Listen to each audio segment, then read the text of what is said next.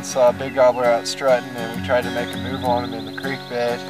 And we set up on the edge of the field. It wasn't 30 minutes or so.